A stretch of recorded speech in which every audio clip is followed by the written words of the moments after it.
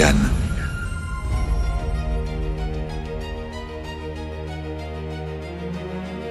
Ardigan présente Emblème, tome 1, Le cercle des géographes, de Inna Ciel, lu par Marine Berthiaud et Paul Bertin-Hugo.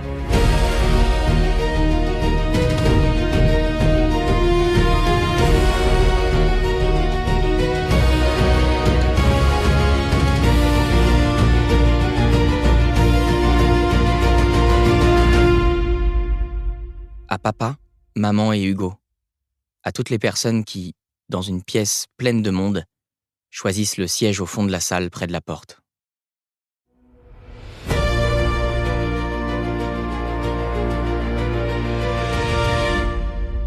Partie 1. Naturalia. Cabinet de curiosité.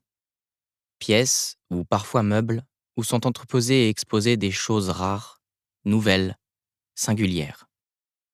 On y trouve un mélange hétéroclite comprenant Naturalia, objets d'histoire naturelle, minéraux, animaux et végétaux. Artificialia, objets créés ou modifiés par l'espèce humaine. Scientifica, instruments scientifiques. Exotica, plantes et animaux exotiques, objets ethnographiques. Adapté de Wikipédia et du Littré. Accords commerciaux. Conclus entre la Scientifica, Naturalia et ses 5 cités-nations. Article 1. En échange de l'exploitation raisonnée des ressources naturelles du nord de Naturalia, l'archipel de la Scientifica consent à mettre à disposition ses vaisseaux et son personnel pour mener à bien les expéditions du peuple naturalien vers Exotica. Article 2. L'institution indépendante, connue sous le nom de Cercle des géographes, sera seule habilitée à organiser ces expéditions et à disposer des vaisseaux et des équipages susmentionnés. Article 3. Le Cercle des géographes sera tour à tour accueilli par les 5 cités-nations de Naturalia. Il restera 50 années dans chaque cité avant de poursuivre sa route en suivant toujours le trajet suivant. Archeronde, La Tour, Soual, Cavard, Lux.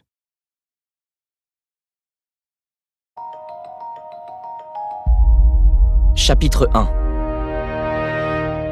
Trophée. Un magnifique cerf au pelage d'un blanc fantomatique sauta du talus et passa en trombe à quelques mètres d'Éreb. Ses yeux vermeils brillaient de panique et ses naseaux crachaient des nuages de vapeur par vagues saccadées. Dans cette journée glacée par le givre, le spectacle avait quelque chose d'irréel. Glissant le long de la tête altière, le regard d'Éreb se posa sur ses bois. Ils se déployaient en 2 arcs séparés par plus d'1 mètre. Chacun d'eux se ramifiait en 5 branches immaculées. Les voilà, songea Éreb avec un mélange d'émerveillement et d'angoisse. Il lui suffirait de les tailler légèrement, d'y ajouter des cernes et des scarifications, puis de les peindre de cette couleur inimitable qui hantait ses cauchemars chaque nuit depuis son premier souvenir. Le jeune homme frissonna, et ses mains se couvrirent de sueur. La silhouette sombre du cauchemar rôdait à la lisière de son subconscient, en une masse difforme dont il peinait à figer les traits. L'estomac d'Éreb se noua, et un sanglot grimpa des tréfonds de sa poitrine. Il se força à le ravaler, comme on resserre un nœud coulant autour de son propre cou, puis entama la poursuite. Il entendait le cerf plus qu'il ne le voyait désormais. Un dérapage maladroit dans la terre meuble, un tapis de feuilles glissant les unes sur les autres, le claquement d'une branche reprenant sa place, une brindille qui se brise comme une minuscule détonation. Les sons s'éloignaient peu à peu, mais le chasseur avait confiance. Il n'était pas seul. Il inspira profondément, tentant de percevoir, par-dessus le fond glacé de l'air, l'odeur musquée de son compagnon, sa présence solide et rassurante. Le loup avançait d'un pas vif, régulier. Même quand il disparaissait dans les branchages ou les fourrés, l'animal ne distançait jamais complètement l'homme qui le suivait.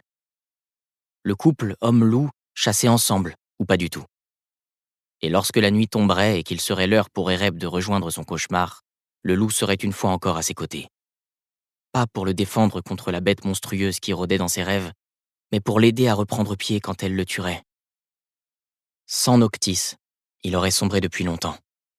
« Ne m'attends pas, mon ami, » murmura Ereb. Le loup ne se fit pas prier.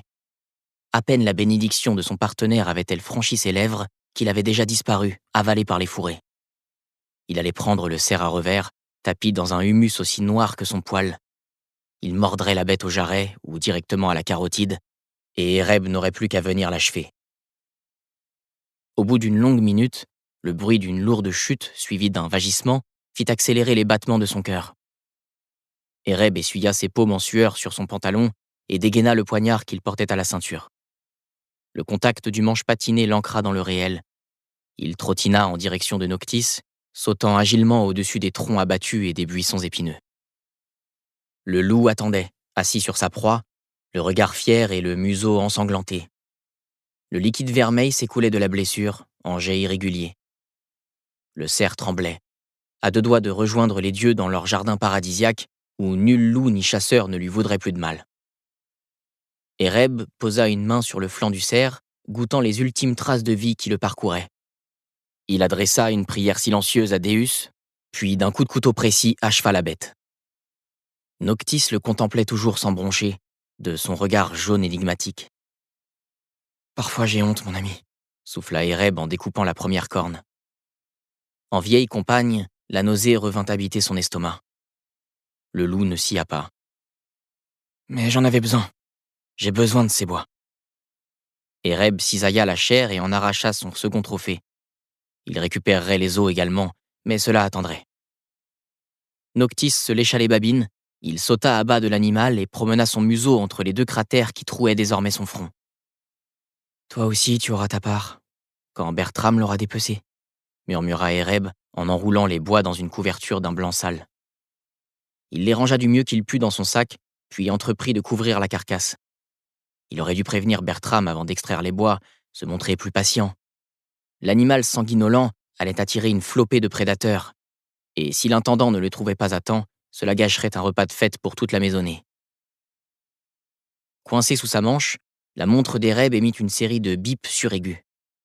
Noctis dressa une oreille mal à l'aise. Le jeune homme dégagea le bijou du bout des doigts et jeta un œil à son cadran. 17h30. Dans 30 minutes, sa sœur Pia, accompagnée du Dimarque d'Aidresac, franchirait les portes d'Aigre-Mort pour le souper. Peut-être Jolene se joindrait-elle à eux si elle parvenait à s'arracher à la solitude de son récent veuvage. La perspective d'un repas partagé avec ses sœurs alluma une douce chaleur dans la poitrine d'Ereb. Elle lui manquait terriblement. Lors de ses visites, Pia lui contait toujours de délicieuses histoires en provenance de l'extérieur. Son cadet s'en délectait, comme on sirote un bon vin malgré l'envie mêlée d'amertume qu'elle provoquait en lui. Il avait grandi caché, loin de tout et de tout le monde, emprisonné par le cocon épais que sa famille tissait autour de lui. Pour le protéger, pour le dissimuler, l'enfant malade, le monstre. Personne au manoir n'était assez dépourvu de cœur pour lui répéter ce qu'on disait de lui à l'extérieur du domaine. Néanmoins, Ereb savait faire fonctionner son imagination. Il devait être atteint d'une tare suffisamment honteuse pour contraindre toute une famille à se retirer de la bonne société d'Archeronde. On le croyait peut-être défiguré ou atteint d'un mal exotique contre lequel même les médecins de la tour ne pouvaient rien. Ou alors il savait, pour les terreurs nocturnes, pour son repère d'animaux morts. Nul besoin de rumeurs quand il y avait la vérité. Sensible à ses pensées, Noctis effleura la paume d'Ereb du bout de sa truffe humide. Une écume rosée macula sa peau à l'endroit où le loup l'avait touché. Ereb prit soudain conscience qu'il était couvert de sang. 30 minutes ne seraient pas de trop pour sortir du bois et se nettoyer entièrement. Il n'avait pas une seconde à perdre. Il rajusta la bandoulière de son sac sur son épaule et quitta le lieu de la mise à mort, le loup sur les talons. Le domaine d'Aigre-Mort disposait d'une dépendance secondaire en bordure de forêt. La mère d'Ereb l'avait réaménagé à son intention 5 ans plus tôt, malgré le délabrement qui menaçait le manoir. À l'époque, Ereb avait à peine protesté, tant le besoin d'un endroit à lui se faisait sentir. Un lieu où il pouvait faire naître ses créations sans que les mots morbides, nauséabonds ou contre nature, prononcés par le personnel, parviennent à ses oreilles. Magdeleine en particulier le regardait avec beaucoup plus de sympathie depuis qu'il ne faisait plus macérer ses crânes immondes dans sa cuisine. Ereb pénétra dans la bâtisse et déposa les précieux bois dans son atelier. Un baquet d'eau chaude l'attendait dans la pièce adjacente, ainsi que des vêtements propres, soigneusement pliés sur un tabouret. Une bouffée de tendresse l'envahit.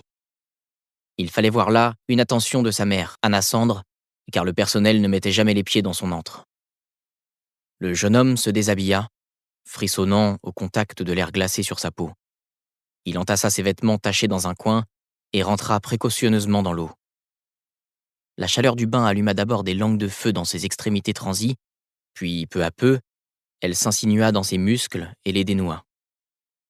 Pendant un instant, Ereb fut tenté de fermer les yeux pour savourer ce moment de bien-être. Hélas, il n'en avait pas le temps. Il se récura de fond en comble, avec une attention toute particulière pour ses ongles encroûtés de crasse et de sang séché. Quand il eut terminé, sa peau d'albâtre avait pris une teinte rosée, de même que l'eau du bain. Il enfila le pantalon de daim noir que sa mère avait choisi pour lui, ainsi qu'une tunique d'un rouge sombre, dont les manches bouffaient autour des poignets.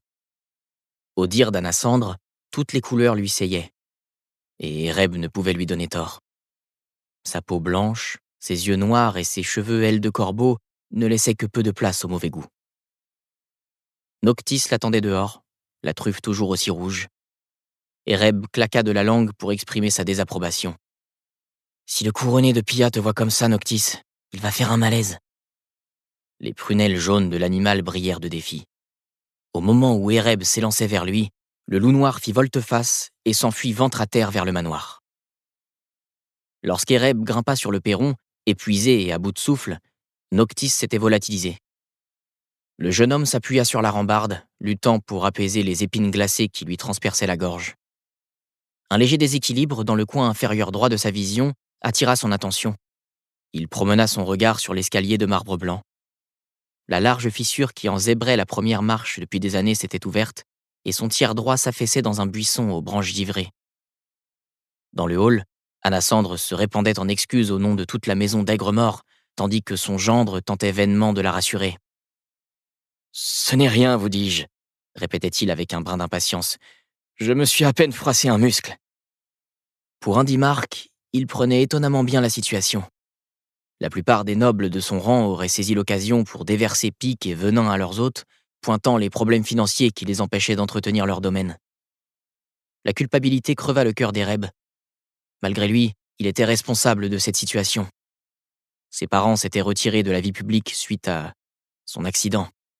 Marius était décédé quelques années plus tard, et après 14 ans à vivre de leurs économies, l'argent se raréfiait. « Pia, apporte-lui de la glace !» Une chaise glissa contre le carrelage, suivie d'un bruissement d'étoffe. « Tenez, appuyez-vous sur moi !» haleta Anna Sandre. « Nous serons plus à l'aise au salon. » Désireux d'épargner sa mère, Ereb se précipita vers le blessé et passa un bras sous son épaule.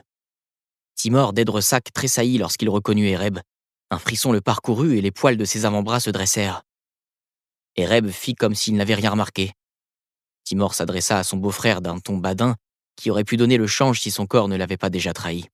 « Oh, Ereb, je ne t'avais pas vu. J'ose espérer que tu as manqué mon entrée théâtrale. »« De peu. J'espère que mon loup n'a rien à voir avec cette mésaventure. »« Tu parles de ton gros chien noir ? Celui qui a manqué me taillader lors de ma première visite ? Il n'y est pour rien, je me suis débrouillé tout seul. » Ereb grimaça. Timor y allait un peu fort. Cette fois-là, Noctis s'était contenté de le regarder de loin en retroussant les babines. Le retour de Pia mit fin à cette mascarade. Elle aida Ereb à installer son couronné dans un fauteuil et lui fourra une poche de glace dans la main. Elle se désintéressa ensuite de lui pour prendre son petit frère dans ses bras. Ereb lui retourna son étreinte molle et chaleureuse avec le sentiment qu'on lui avait rendu une partie de lui-même. Les cheveux de Pia lui chatouillèrent la joue. « Tu es ravissante », murmura Ereb à son oreille. Sa sœur rit et le repoussa d'une tape sèche sur le torse. Ses lèvres ainsi retroussées faisaient saillir ses pommettes, ainsi que les 2 croissants dorés qui y marquaient son rang. « Ah, arrête, petit charmeur. Tu n'as plus besoin de me complimenter pour que je chaparde des friandises à ta place. Garde cela pour ta demoiselle. » Ses prunelles marron brillaient d'excitation. Ereb fronça les sourcils. Pourquoi le taquinait-elle ainsi ? Pia connaissait sa situation, ses traumatismes. Son frère ne sortait pas du domaine, comment pourrait-il dépenser son charme sur des femmes? Et puis, du charme, il n'en avait pas. Pas vraiment. Ni même quoi que ce soit de désirable, à part le titre de noblesse qui végétait sur sa joue. Admettons qu'il rencontre une femme. Et après? Jamais il ne comblerait ses attentes. Il ne ressemblait en rien au héros des romances qu'il lisait plus jeune, avant d'arrêter parce que ça faisait trop mal. Sa belle humeur disparut, soufflée par une bise glacée qui le laissa maussade. Même le manoir, avec ses boiseries et les feux qui ronflaient dans ses cheminées, ne lui semblait pas plus accueillant que la forêt en pleine nuit. Le souvenir du cerf se rappela brusquement à lui. « Mère, as-tu vu Bertram ?» s'enquit-il en croisant le regard doux et inquiet d'Anna-Cendre. Elle fit un geste distrait vers l'extérieur. La maîtresse de maison paraissait troublée. Les rides de soucis s'accentuèrent légèrement sur son front. Soudain, elle changea d'expression, reprenant un ton d'hôtesse enjouée. « Que diriez-vous d'un apéritif, pour nous remettre de nos émotions ?» proposa-t-elle à la ronde. « N'ennuie pas Bertram trop longtemps, d'accord? Nous allons bientôt passer à table. » ajouta-t-elle plus bas, à l'intention d'Ereb. Celui-ci hocha la tête et s'éclipsa. Il trouva Bertram penché sur la marche traîtresse, un coffre à outils ouvert devant lui. Il contemplait ce dernier avec une concentration intense, comme si l'objet dont il avait besoin allait surgir du fatras et filer droit entre ses mains.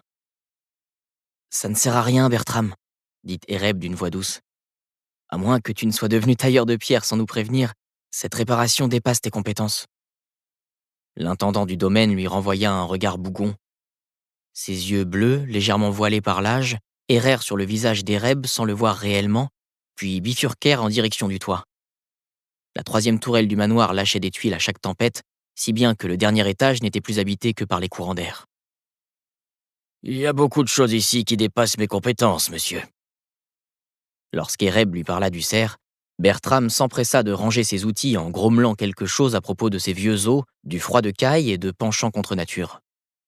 Le cadet d'Aigre-Mort tressaillit, mais, comme souvent, garda le silence.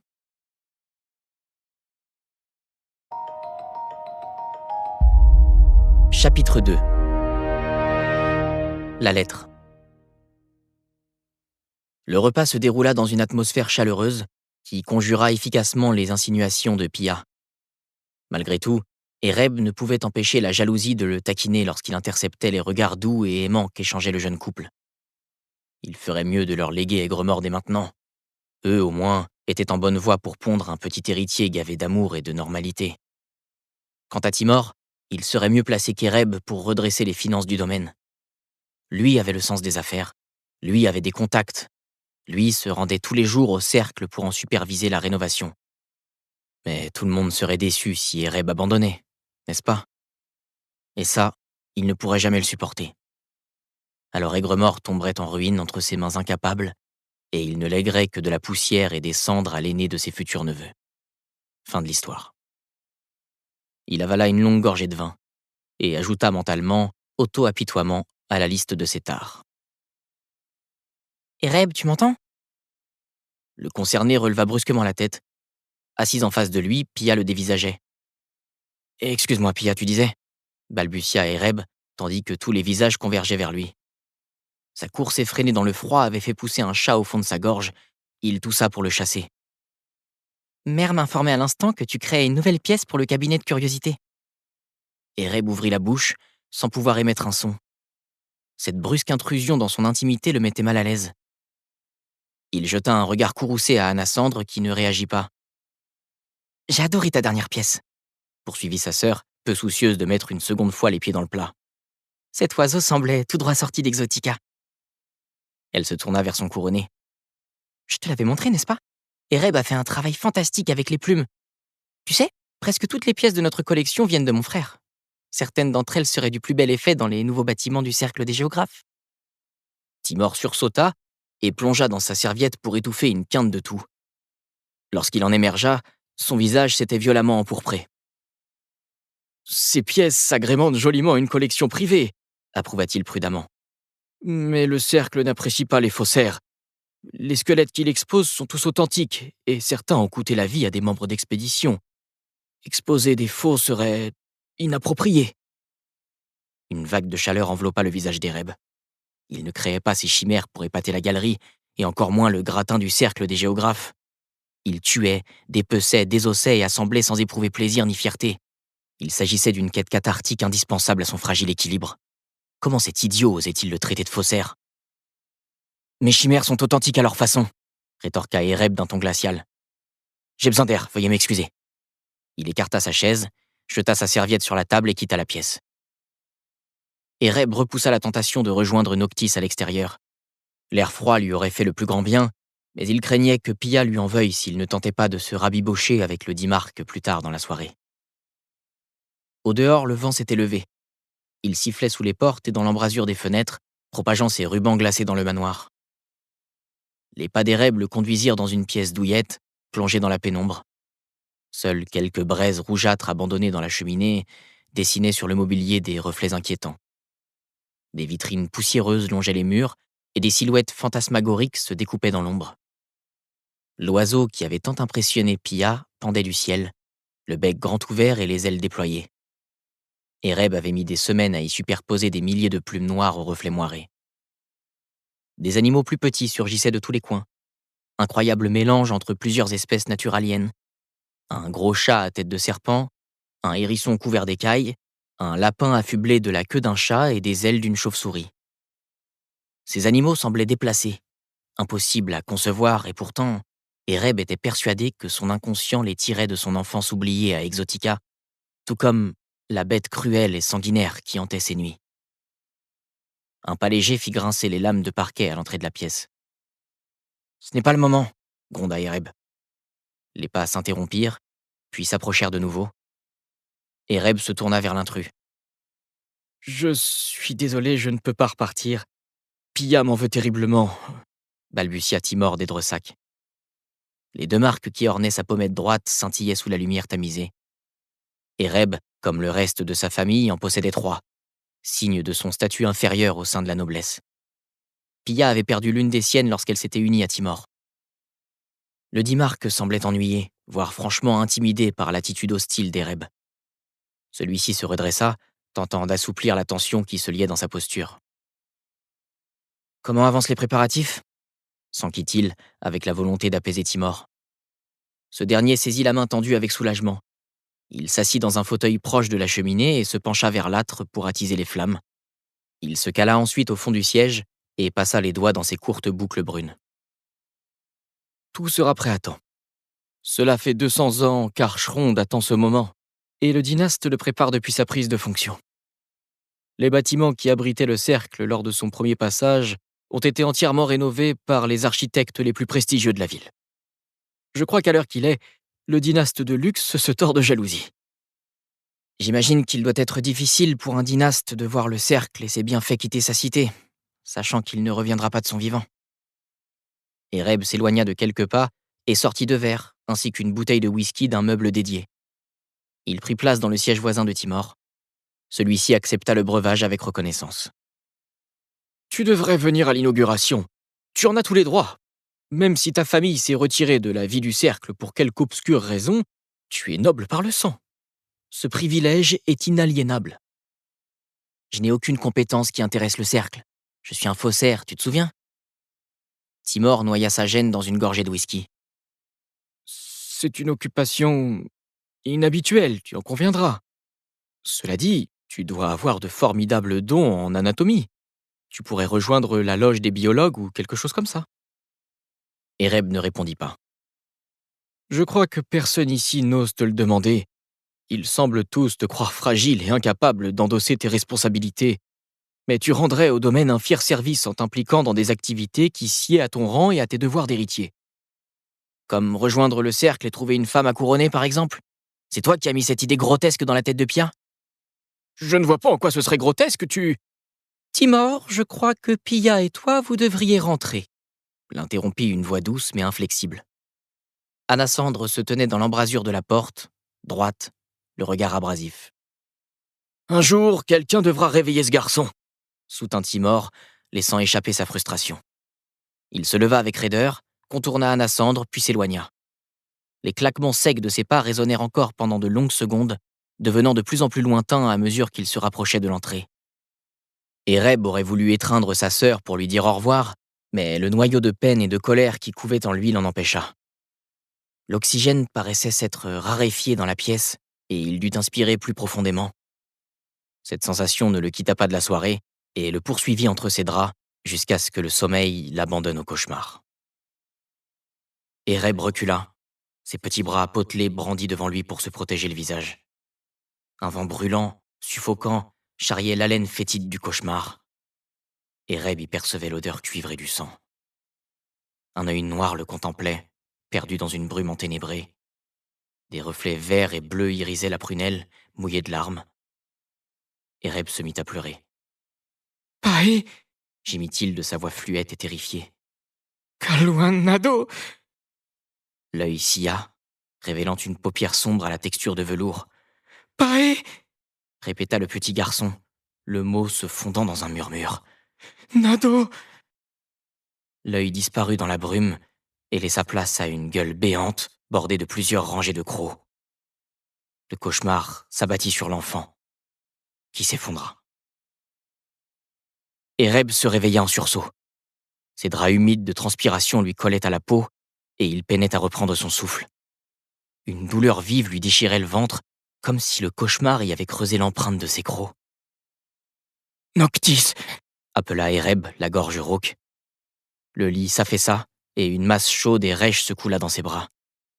Il enfouit son visage dans la fourrure et inspira profondément. Quelque chose se dénoua en lui et les larmes coulèrent. Une silhouette fantomatique apparut soudain dans l'encadrement de la porte, une bougie tremblotante à la main. La longue chevelure d'Anna Cendre, qui s'accordait de plus en plus à son prénom, encadrait son visage. « J'ai encore crié », murmura Ereb, désolé mais pas surpris.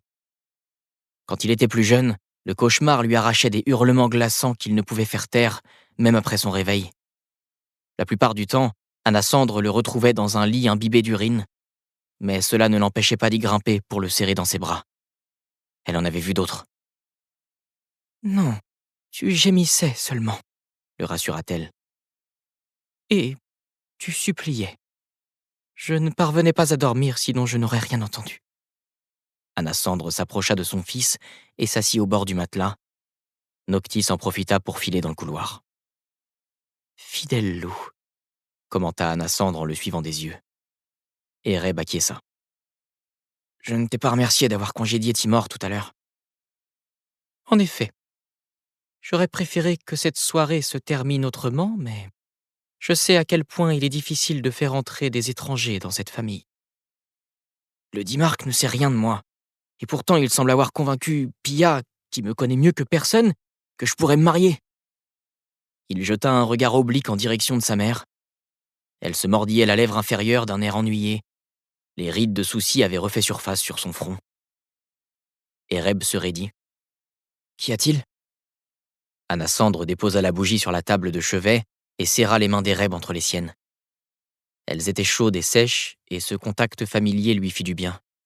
« Timor n'y est pour rien, » finit-elle par avouer. « La responsable de ce fiasco, c'est moi. » Elle se massa les tempes du bout des doigts, sans oser le regarder, puis lentement tira une enveloppe de sa robe de chambre. Le papier déjà froissé avait été manipulé des dizaines de fois. Quant à la cire qui avait scellé le pli, elle tombait en miettes et répandait des fragments émeraudes sur les genoux d'Anna Cendre. Ereb en fit rouler un entre ses doigts à la lueur de la bougie. Il frémit. Un des reflets de l'œil du cauchemar portait la même teinte. Anna Cendre déplia la lettre d'un geste ample et la tint devant elle. Le papier tremblait comme une feuille morte sur le point de choir. « Une jeune fille de la maison Van Berg voudrait te rencontrer. Pour t'épouser. » Ereb haussa un sourcil et éclata de rire. « Et d'où viennent cette fabuleuse maison Van Berg et son étrange occupante ?»« Elles sont originaires de Soual. C'est une riche maison, bien que non marquée. Ses membres ont fait fortune dans la vente de tissus précieux. Comme presque tous les nouveaux bourgeois soiliens. » Anna Cendre reprit, comme si elle n'avait pas été interrompue. « La jeune fille dont il s'agit est ici, à Archeronde. Elle habite chez son oncle. » « Je ne comprends pas. C'est elle qui a pris cette initiative ? Elle ne peut pas négocier une noce pour elle-même. Cela doit être une plaisanterie cruelle, encore une fois. Un pari pour voir le monstre d'Aigre-Mort de ses propres yeux. La posture d'Anassandre se relâcha imperceptiblement. Avec un pincement au cœur, Ereb comprit que sa réaction l'avait rassuré. C'est ce que je crois aussi. C'est pourquoi je lui ai répondu de nous laisser tranquilles. Tu lui as répondu? Sans m'en parler? Faire des cachotteries ne ressemblait pas à sa mère, et Ereb se sentait trahi. D'autant plus que Pia était dans la confidence. Anassandre ne se démonta pas sous le reproche, au contraire. Elle contempla son fils avec un regard assuré, semblable à celui qu'elle avait eu pour Timor lorsqu'elle l'avait chassé du domaine. Oui, négocier ta noce fait partie de mes attributions de mère. Et qu'a-t-elle répondu? Anassandre soupira. Qu'elle n'avait pas fait tout ce chemin pour rentrer bredouille à Soual, et que quoi que j'en dise, elle viendrait te voir demain. Ereb tenta vainement de bâillonner son cœur, ce drôle de petit organe qui ne cesserait jamais d'espérer, avec des raisons. Alors c'est comme ça, martelait-il contre ses côtes. Comme ça que notre vie commencera. Par la volonté d'une femme suffisamment tenace pour braver les voiles sombres de ta réputation et la noirceur qui se cache derrière. Tu m'offriras à elle si elle est assez courageuse. Hein, Ereb? Il se détourna pour chasser une larme. Oui, si elle est sincère. Mais elle ne le sera pas.